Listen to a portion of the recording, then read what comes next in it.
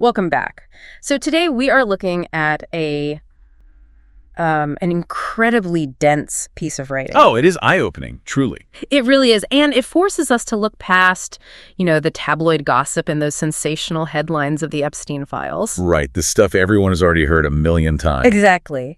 Instead, we want to examine the actual underlying machinery of power. So we are analyzing an excerpt from a piece called The Operating System of Power: Accountability Beyond the Epstein Files. Which is such a great title, by the way. It is. And the mission for this deep dive is to map out how that system actually works. We aren't going to rehash the shocking details you have already seen on the evening news. Yeah, that doesn't help anyone understand the broader context. Right. Instead, we are looking at the culture of those in power, what this massive scandal reveals about the rule of law that impacts you, the listener, every single day. Because it does impact you. Directly. It really does. Okay, let's unpack this, because the sheer scale of the information we are dealing with it's staggering. And we have to start with how this all came roaring back into the public consciousness. Right. And that brings us to January, when the Department of Justice released literally millions of files concerning Jeffrey Epstein and Ghislaine Maxwell. Just a massive amount of data. We were talking flight logs, legal documents, testimonies, just millions of pages suddenly dropped right onto the internet. And everyone was talking about it. Oh, yeah. And it was immediately framed by a lot of observers as this massive victory for transparency. Like, finally, the public gets to see everything. But the source material we are looking at makes a brilliant and honestly very relatable point about the psychological reality of that kind of release. It really hits home. It notes that for the average person, this isn't empowering at all. It's actively stressful. Yeah, totally. It's like when you ask a company why your internet bill went up and they mail you a 400-page terms of service agreement. Exactly. It is technically transparent, but practically useless. Right. You log online, you see these massive zip files of heavily redacted legal jargon. And you have absolutely no idea what to do with it. None. And the text drops a line that really anchors this whole discussion. It says, "A data dump is not an explanation." It is the perfect distillation of the problem. Right. If you just dump a million puzzle pieces on someone's living room floor without the picture on the box, you haven't helped them understand the puzzle at all. You've just given them a huge mess. You've given them a massive chore and a lot of anxiety. The meaning of the data doesn't magically reveal itself just because it's sitting on a server somewhere. No, it doesn't. And that lack of explanation is mirrored by a stunning lack of real-world fallout. Now, that is the part that really makes you stop and think, because when those files were released in January, dozens of highly influential, well-connected individuals were exposed as having ties to this network. Dozens of people. Yet, as the text points out, the vast majority of them have essentially gone on with their lives completely untouched. Yeah, business as usual. Very few have faced any actual repercussions. Things like arrests, criminal investigations, or even just losing their prominent jobs. The machine just keeps humming along. It does. But to accurately reflect the scope of the source, we do have to look at the one incredibly high-profile exception it mentions. Right, the big one. The text explicitly points to Andrew Mountbatten Windsor, formerly known to most as Prince Andrew. Right. The fallout for him was undeniably severe. He lost his royal titles. He was stripped of his official privileges. He actually faced the music in a way. He did. He faced arrest, questioning, and intense investigation in the UK. He was fundamentally stripped of the institutional armor that usually protects people at that level of society. This raises an important question. Why him and virtually no one else? Exactly. Here we have an individual who was part of a royal family, ostensibly one of the most protected classes of people on the planet, Facing real, tangible consequences. but he is the glaring exception that proves the rule. Yeah, the universe of people who faced actual fallout is incredibly small compared to the sprawling network exposed in those millions of files. It forces us to ask why the system seems perfectly capable of excising one highly visible individual while completely protecting the rest of the network. And that leads us directly into the core thesis of our deep dive today. To understand why the accountability has been almost non-existent for everyone else, we have to look at the structure itself. Right. The text introduces a perspective from the survivors, which completely reframes the entire situation. There is a specific quote from Virginia Giuffre, Who is a survivor and the author of the book Nobody's Girl. Yes, exactly. She has stated repeatedly, and the text really emphasizes this point, that this wasn't just a thing that happened in a dark room one day. Right. She explicitly calls it a world order that's corrupt to the core. That is the pivotal shift in understanding that the author wants us to make. It changes everything. If you view this simply as an isolated series of crimes committed by a rogue financier, you miss the reality of the situation entirely. You miss the big picture. Jeffrey's words demand that we look at the environment, the social and professional ecosystem that allowed a predator to operate with absolute impunity for decades. Yeah. When she says it's a corrupt world order, she is talking about the incredibly broad social web that surrounded this operation. And what a web it is. I mean, the source maps out the institutions and the figures drawn into this social world, and it is a staggering cross-section of the global elite. It really is. Now, to understand the altitude we are talking about, the source lists figures who moved in this social world, and we need to be crystal clear to you listening right now. Very clear. We are simply reporting the names listed in the text provided. We are not endorsing any political viewpoint or taking any sides whatsoever. Exactly, just looking at the data the source gives us. Right. So the source explicitly names former President Bill Clinton and current President Donald Trump. And the text uses those names to illustrate the sheer political altitude at which this network was operating. It wasn't just localized wealth. No, it was the apex of global political power. And that altitude wasn't just political. It was fiercely corporate and academic, too. Yeah, the text notes that major financial institutions were deeply entangled. It specifically names J.P. Morgan Chase, stating they were up to their gills with this network. Let's actually ground that for a second, because the text touches on this idea of institutional blindness. Right, which sounds a bit abstract. It's a bit of an abstract term, yeah. But in practice, it's the idea that compliance departments, the people whose entire job is to spot suspicious financial activity, They suddenly look the other way when a client has enough zeros in their account. Exactly. It's processing massive irregular transactions without flagging them because the account holder is simply deemed too big to question. That is what up to their gills looks like in reality. Precisely. It is a structural failure driven by wealth. And it wasn't just Wall Street. The text points out that this network burrowed deep into the most prestigious academic institutions on the planet. Specifically naming Harvard University and MIT. Right. These are the pillars of American education. Institutions supposed to represent the highest standards of ethics and intellectual rigor. Yet they were drawn right into this orbit. Which brings up the concept of the architecture of influence. How does a billionaire actually leverage a donation to a university lab? They do it to buy the halo effect of prestige. Yeah, it provides a veneer of untouchable credibility.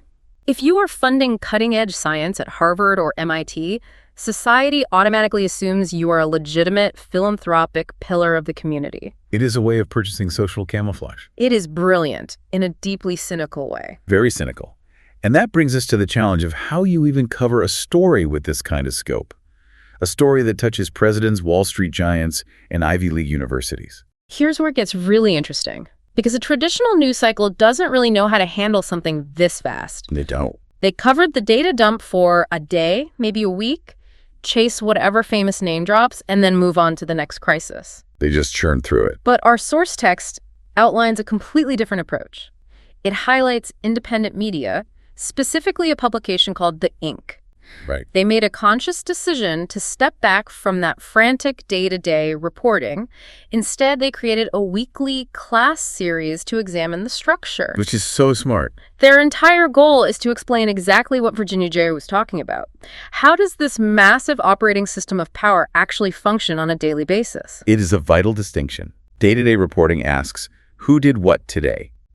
Analyzing the operating system of power asks, how were the conditions created that allowed this to happen every single day for years? Right. It looks at the root cause. It requires stepping back and mapping the invisible wiring that connects Wall Street, Washington, and the Ivy League. It is about showing how that wiring ultimately protected a criminal enterprise by providing financial cover, social prestige, and political access. Which brings us to what might be the most uncomfortable but necessary part of our deep dive today. Yeah, this part is heavy. The author of our source material makes an argument that they themselves admit might be jarring for some people, but it is critical to understanding the overarching point of the piece. If we connect this to the bigger picture, the source makes a highly provocative argument. The core thesis here is that there is a direct, undeniable connection between the profoundly depraved criminal behavior of the small group of people at the center of this scandal. And the chronic, less visibly criminal but still deeply harmful behavior of the much wider circle of powerful people surrounding them. Right. The author is essentially arguing that you cannot separate the culture of the wider elite circle from the crimes committed by the subset within it. Wait, hold on. I want to push back on that a little bit because that is a massive, uncomfortable leap. It is a big leap. Are we really saying that standard, albeit ruthless, corporate practices come from the exact same psychological place as actual documented criminal depravity? That's the question. How does the author possibly justify leaping from everyday elite behavior to the horrors of what happened in those rooms? Well, the author justifies it by looking at how power treats vulnerability. The text draws a parallel between the broader economy and the massage rooms. Okay. It argues that we have to look at the underlying psychology. In the massage rooms, human beings were treated as disposable commodities. They were stripped of their agency and used solely for the gratification and leverage of the powerful. Now, the author asks us to scale that exact mindset up to the broader economy. I see where this is going. If an individual or a class of people view others merely as tools for extraction, if they're comfortable trading workers as disposable line items, or stripping communities of their resources for a quick profit without any regard for human dignity, that is the same underlying operating system. So the behavior in the economy is perfectly legal, while the behavior in the rooms was criminally depraved. But the author is arguing that the core psychology, the absolute disregard for the humanity of those beneath them on the power structure, is identical. Exactly. When you frame it around the concept of extraction and viewing people as commodities, the parallel becomes a lot clearer. It does. It's viewing human beings as objects for consumption, whether that consumption is physical or financial.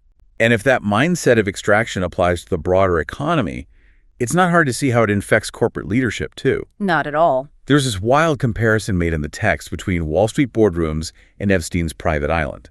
Let me take a stab at this one, because the concept of the private island is striking. Go for it. The island was this physical, geographically isolated place where the normal rules of society simply did not apply. Right, a total haven. The men who went there believed they were entirely untouchable, operating outside the jurisdiction of normal law and morality? Precisely. It was a zone of total impunity. Right.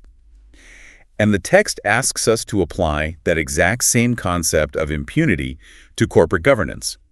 Think about how these figures run their companies, how they manage public funds or pension accounts. Yeah. When powerful figures operate with zero regard for regulations, taking massive, reckless risks because they know they will get bailed out if they fail. Or when they structurally suppress wages while taking multi-million-dollar bonuses. They are essentially operating on their own corporate islands. That's such a powerful image. They're acting with the same arrogance, the same deeply embedded belief that the rules governing everyday people simply do not apply to them.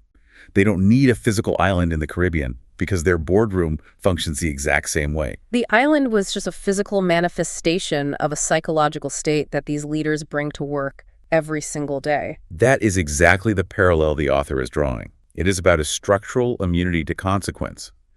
And this idea of an untouchable elite naturally bleeds into how they interact with the government itself. That's where the New York mansion comes into play. Yes. The source states that the way this elite class buys access in Washington and manipulates the public will is inextricably linked to the events in that palatial mansion in New York. So how does the mansion function as a parallel to Washington politics? Well, the New York mansion was the nerve center for networking, but it wasn't just about throwing parties. It was where the trap was set. Right. It was designed to dazzle, to intimidate, and most importantly, to compromise.